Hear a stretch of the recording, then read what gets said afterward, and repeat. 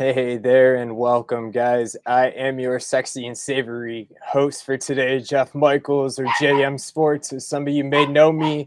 And I figured I'd sneak in that sexy, savory host one more time before Joe D'Amico returns tomorrow to host his full count and figures out that I was stealing his line. But in the meantime, guys, who does not love $9 Mondays? All packages, all cappers, just $9 from the best selection of cappers around, which includes the one, the only Jesse the Iceman Schule, as well as the doctor, as we have Dr. Chuck joining us today as well. Seen these guys' faces all over the leaderboards. Dr. Chuck's leading the way in the last 7 days. And Jesse Schule's holding his own as one of the most profitable handicappers in the last 7 days on the diamond. Jesse, as always, glad to have you and welcome. Happy August to you. How are you today?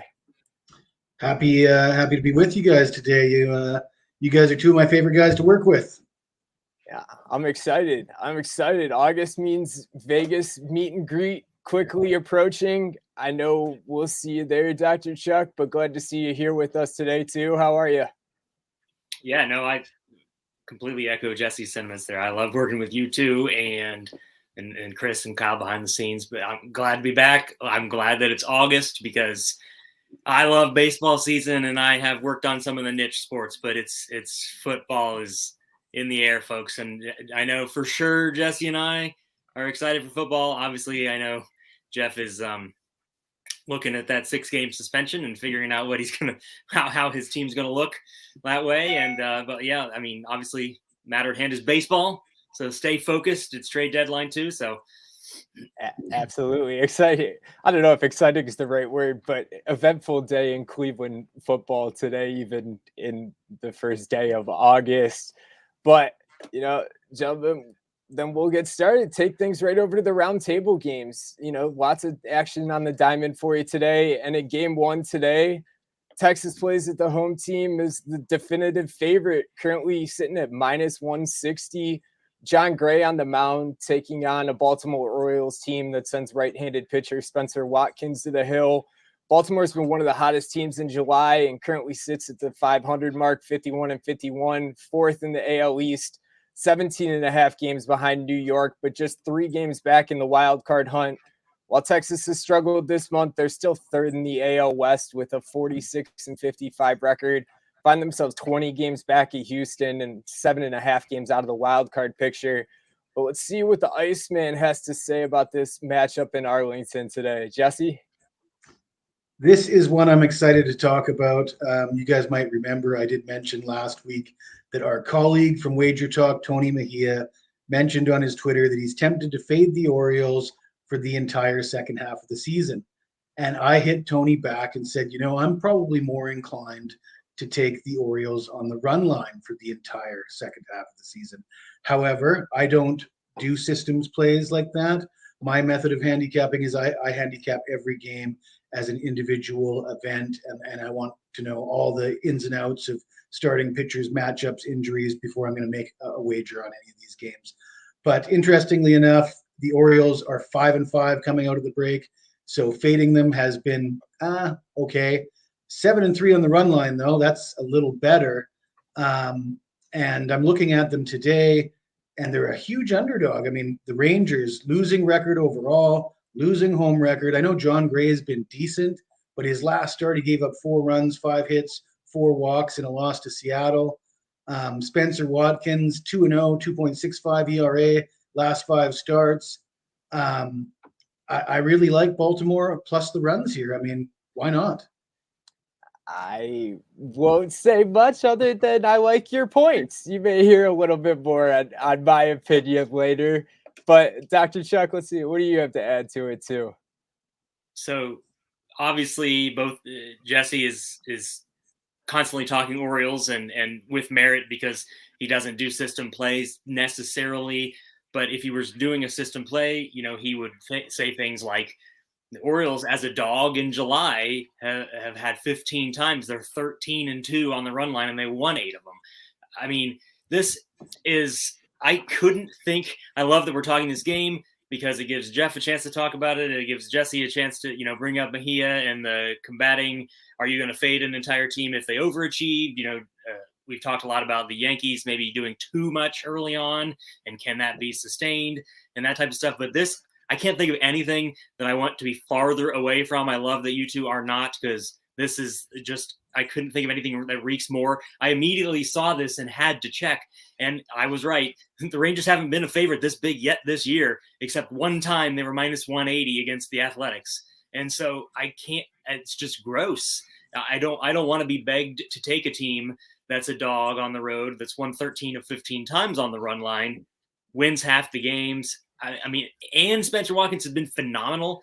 If I parse it down to just the past month, which is 6 starts, his FIP is 2.5. His ERA is even less than 2.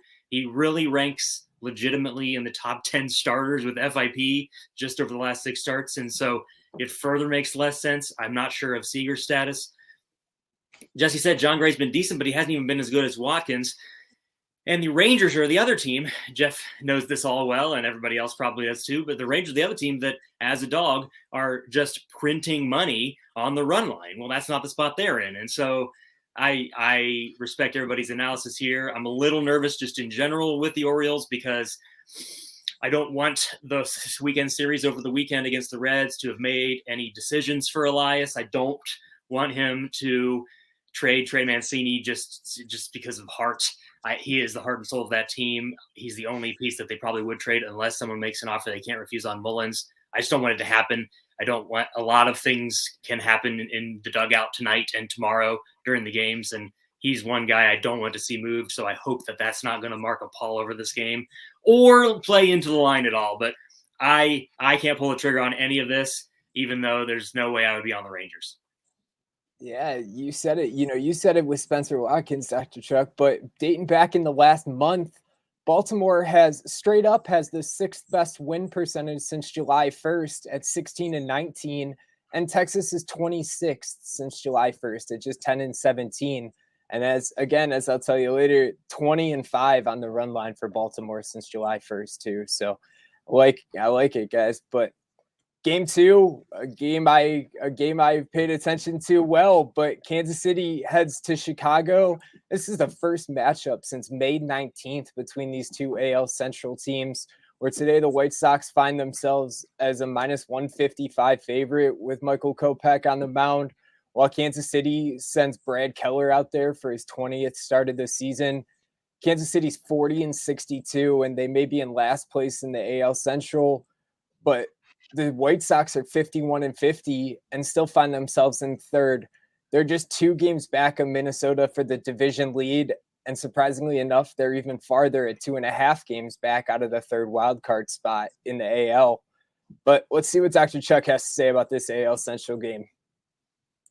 Yeah, I was saying earlier that, Jesse's big into Orioles and playing the Orioles, and I'm really big into, obviously, never shutting up about the Giants. And then Jeff's really interested in the AL Central, which I am too, because I have talked a lot about that Guardians long-term win the division. I just thought that would be the team that would rise to the top eventually.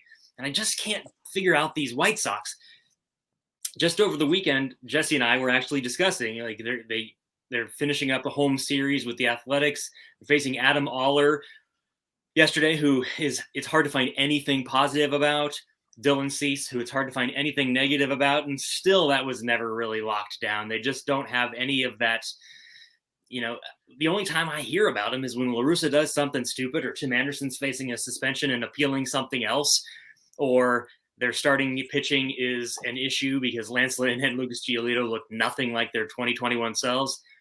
I think, as much as I hate the trade deadline marking everything that we talk about here, because Whit Merrifield on the Royals is going to be someone wants. Benintendi's already left town.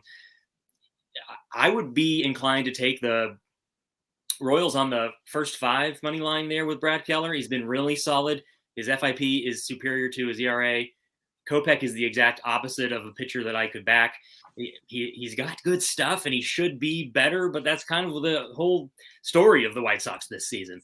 And obviously, I think a lot of stuff is going to change with them in the offseason, including the manager, maybe a lot of other pieces. Thought for sure they would be a team that would be in a position to add and make runs at this point in the season, probably like everyone did. I thought for sure Ketel Marte was going to be theirs. And I just don't see that happening. And I don't think it gets any better, even though they're facing a 40-win Royals team. I don't know if I would take the Royals full game with bullpen issues, but I think they probably, at worst, you're pushing if you take a money line or grab that run line, which is probably decent on that first 5 as well. Yeah, Michael, I caught my attention. Michael Kopech kind of shows you the story of up and down. 3 straight wins in the last 3 Kopech starts. Prior to that, they lost 5 straight Kopech starts in his last 8. So a lot of hills and valleys for this White Sox team. But Jesse, what else you got for this AL Central matchup tonight? Well, it's almost uncanny that Dr. Chuck and I tend to have the same thoughts on these games. We were joking before the show. I told him we might have the same DNA, even though I'm much better looking than he is. But regardless, I see this exactly like he does. I mean, Chicago 5-4 coming out of the All-Star break, that's just not going to cut it after underachieving in the first half. Kopech, on paper, looks like the better pitcher, but doesn't pass the eye test. Keller's pitched well against Chicago, allowing 4 runs over 14 innings in 2 starts, not factoring in the decision in either of those games. I sort of came into this game looking at the Royals on the run line and then talked myself out of it. And I had a look at the under trends. The total's been bet up. I know the weather is sort of favorable for hitters today, but neither of these 2 teams are really hitting. And there's a lot of strong under trends. 9-3-1 in the last 13 in Chicago between these 2 teams. 21-7-1 in the last 29 overall for the Royals. And Kansas City's gone under in 6 of their last 8 overall. So, I think the under is the value here. Yeah, I like it. I mean, Kansas City in the last 6 games won their first one last night. Surprisingly enough, ups and downs of the season again, taking one against the Yankees and Montgomery, which is an impressive matchup to take one. And last time I saw too, there were questions if Bobby Witt was going to play tonight too for the Royals after hurting his hand. So I haven't seen a definitive in or out ruling on that one either. Is he out? No, I just said more reasons to go under. Oh, yeah, Witt, absolutely. Bobby Witt could be out. Whit Merrifield could get the tap. It's just further reason. Who knows? Tim Anderson could get tossed. I don't know. And there's still questions if an 18 or if they can beat the Chicago White Sox can beat an 18-32 team on the road in their own division. So should be an eventful one for one reason or another. But guys, game 3, another big divisional matchup. Dodgers head to San Fran as a -140 favorite behind Andrew Heaney for his 5th start of the season. And the Giants have one of their top pitchers on the mound, Logan Webb. Both teams are undefeated at home in this head-to-head series, but LA holds a big lead in the NL West with a 68-33 record, which now is the best winning percentage in the MLB, just edging out the Yankees. And San Fran finds themselves 17.5 games behind the Dodgers, but still at 500 at 51-51. And just 4 games out of that 3rd wild card spot in the NL. So shows you 2 different stories in 2 different divisions, no question. But Jesse, why don't you get us started on this NL West matchup? Excuse me. Well, guys, I hate to be a party pooper, but there's no way I'm playing on this game, side or total, when the trade deadline's looming large. The Dodgers, as you mentioned, Jeff, have a big lead, so really no stress on them. Both these teams could be players in the deadline. The Dodgers looking to add, and perhaps San Francisco looking to subtract. So I just can't touch it. But one thing I will look at is the player prop market. I'm looking at Freddie Freeman. The guy's batting .388 in July. He's 5 for 12 lifetime versus Webb. And I found him on a total bases head-to-head matchup against Austin Slater, who is 0 for 6 lifetime versus Heaney. Now you do lose the tie there, so that's where they get you. But I think it's worth a shot at near a pick'em for Freeman head-to-head versus Slater in total bases. That's hey, where you get a winner, you get a winner. This one's a toss. There's definitely things to be said about this game for sure, and I'm sure Dr. Chuck's gonna throw a couple of them at you. So, what do you got on tonight's NL West matchup, Dr. Chuck? I have my fingers crossed because this is a 4-game series, and it is talk about put up or shut up time. It obviously is. And there are some serious pieces that could happen, like Jesse brought up before this game. I mean, apparently, as ridiculous as this is, apparently Juan Soto is down to Dodgers or Padres. I mean, how could the Dodgers? What's that lineup even going to look like? And from what I could tell, it's mostly minor leaguers that the Nats are getting back. So I just want to vomit at the thought of that. Not even really being a Dodger hater or lover or anything like that. I unfortunately am going to be similar to Jesse. The one spot I would say, I already have futures out there on the Giants, so I don't really feel the need to constantly force the issue, nor do I want to figure out a way to back the Dodgers here and just make it worse. Like Jeff said, the Dodgers don't play as well up there in San Francisco's stadium, so this could be the spot. I bet you that the Dodgers GM is really wishing that this 4-game series came 4 days in advance of the trade deadline. He could make a decision there because, Carlos Rodon is waiting on a call, and that would just change the attitude completely of a team when really it shouldn't. We brought up the Orioles earlier, and they're right in the wild card race with this new format, and the Giants are right in this. And you got to do something because, look what happened right before we went on air. The Brewers traded Josh Hader to the Padres. We're talking the easy best closer in a dying closer world, but he's a true just shut down, leads the league in saves type, and he's in their division now. So I don't know if that is something that just goes ahead and makes their decision. I couldn't be on the Giants here as much as I do really want them to win and would pull for them. They do slaughter left-handed hitting, and that's regardless of being home or away. And so we do have that going for us. One of the top 5 teams all season against left-handed pitchers. So they do have that against Haney, who can be very volatile. So I would look at that. Logan Webb has been great. Doesn't get the run support, though. Pretty decent, weird contrarian trends to go over in the first 5 here, which you might get a solid, 3.5. And then you're looking at a 2-2 win. So if you needed anything, I don't have a prop to give you, even though I don't have a play.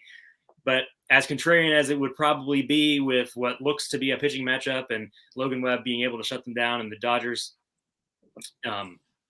facing a lineup that the Giants can't do much, even when they are able to beat a lowly Cubs team. They're not hammering them by any means. So maybe over 8, and you're probably going to get a little bit of a reduced juice on that. Might be worth a look.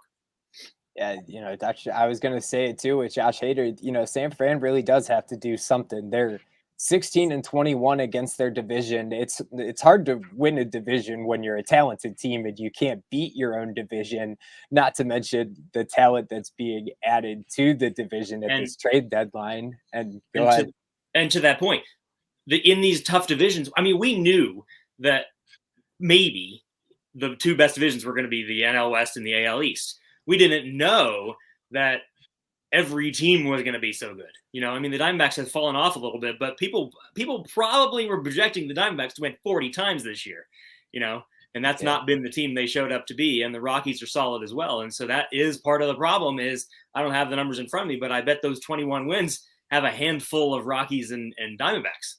Yeah, and so, absolutely. It's a problem. It's similar to the problem the Orioles are creating in the AL East. Yeah, and they're selling, like we said, same thing even with Texas, 17.5 games out of first place, but single-digit games out of the wild card. What do you do?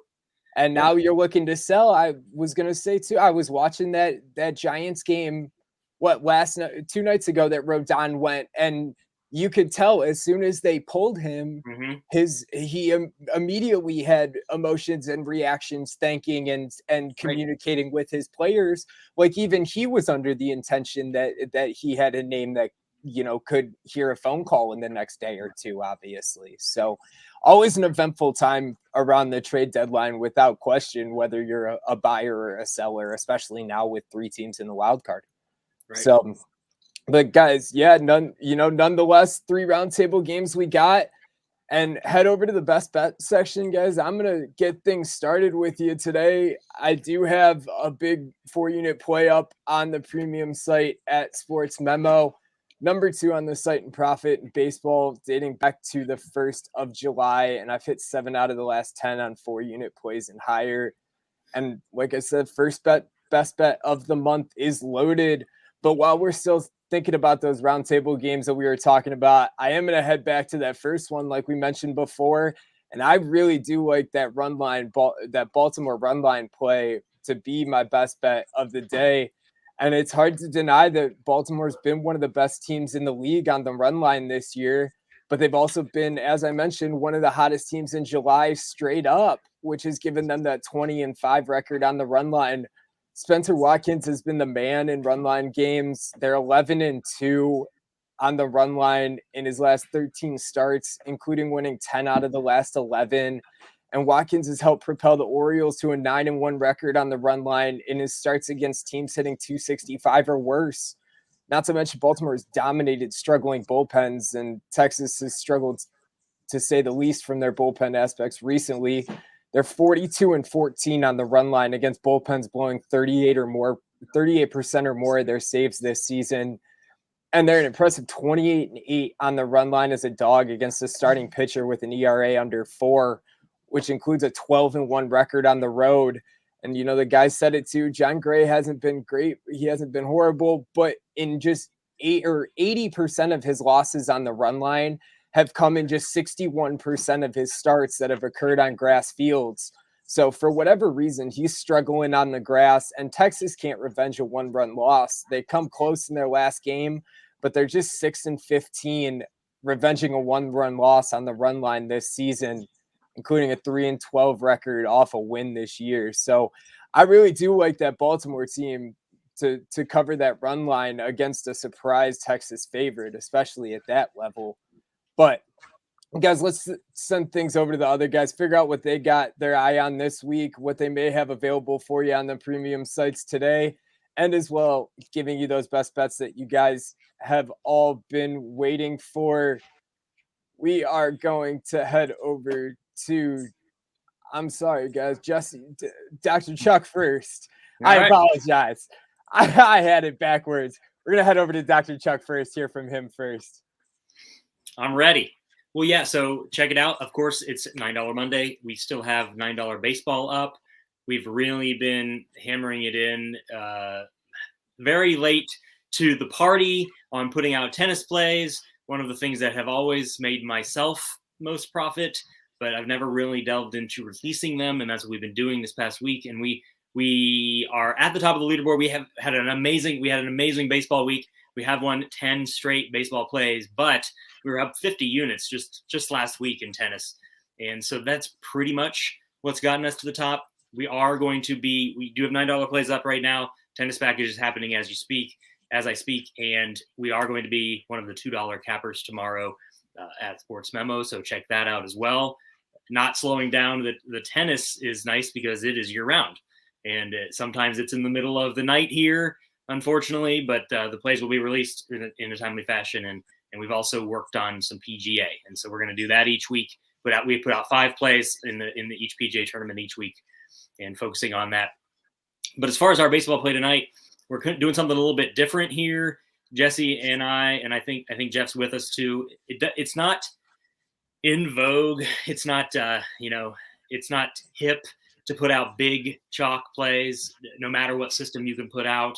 We talked last week about that system that's like 76-6. It's still not, it's not kosher almost for that to be something you put out, a minus 250 favor. You say it's a 4-unit play on it, and it has nothing else to back it. You can't say because I've put out this and this and this and this, et cetera, et cetera. What we can do now is pair some of these games together. And what tonight we have is the Padres, who are taking on the Rockies at home tonight, who I liked before they realized what their front office is doing as a front runner for Soto. And they just went and got Josh Hader. And they are taking on the Rockies and facing Antonio Senzatella, who I fade as though it were my job. Jesse and I talk a lot about just seeing a pitcher on there. I know Ski is all about that Kikuchi stuff.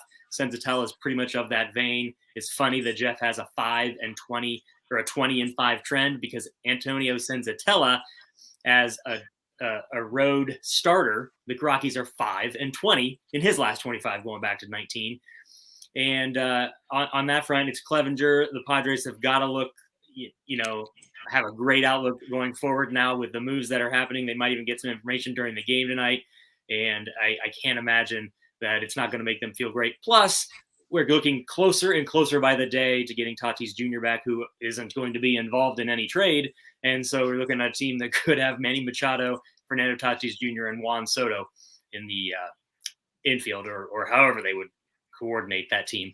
And then on the other end, other side of the country, Max Scherzer gets the start against Patrick Corbin in DC. And Patrick Corbin is 1-19 his last 20 starts, going back to the year after they won the ring in Washington. And that's enough right there.